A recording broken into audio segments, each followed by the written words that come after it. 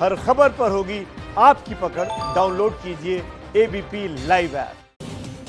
स्वागत है आपका। ब्रेक के बाद सीमा पर चीन की हरकतों से देश भर में आक्रोश का माहौल है और हर कोई आत्मनिर्भर भारत पर जोर दे रहा है। अब अभिनेत्री कंगना रनौत भी इस मुहिम से जुड़ गई हैं और उन्होंने महात्मा गांधी जी के आंदोलन का हवाला देते हुए चीनी सामान के बहिष्कार की अपील की है। अगर कोई हमारे हाथ से हमारी उंगलियां काटने की कोशिश करे या हमारी भुजाओं से हमारी हथेली काटने की कोशिश करे तो किस तरह का कष्ट होगा आपको।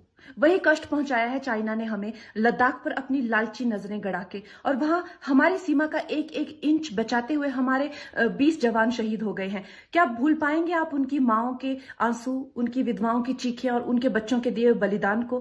क्या ये सोचना ठीक है कि सेनाओं का जो सरहदों पे जो युद्ध होता है वो सिर्फ सेनाओं का होता है, वो सिर्फ सरकार का होता है? क्या उसमें हमारा कोई योगदान नहीं है?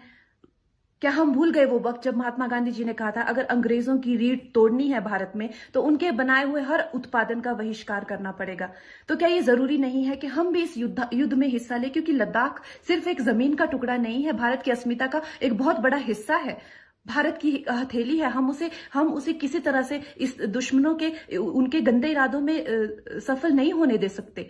तो क्या हम लोगों को इसमें हिस्सा नहीं लेना चाहिए कि जो चाइनीज जितनी भी गुड्स हैं, जितने भी उनके प्रोडक्ट्स हैं, जिन भी कंपनीज में उन्होंने इन्वेस्ट किया हुआ है, उनसे उनको रिटर्न्स आते हैं, रेवेन्यूज आते हैं, ऑर्गेनाइजेशंस हैं, उन सब का बहिष्कार करें ताकि वो उस संपत्ति से जो यहां से इंडिया से इकट्ठी करके जाते हैं, उस संपत्ति से हथियार खरीद के हमारे सैनिकों के सीने छन्नी करते हैं। तो क्या हम इस युद्ध में हम चाइना का साथ दे सकते हैं? आप बताइए।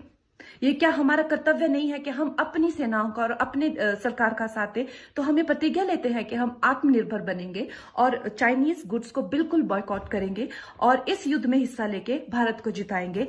जय हिंद।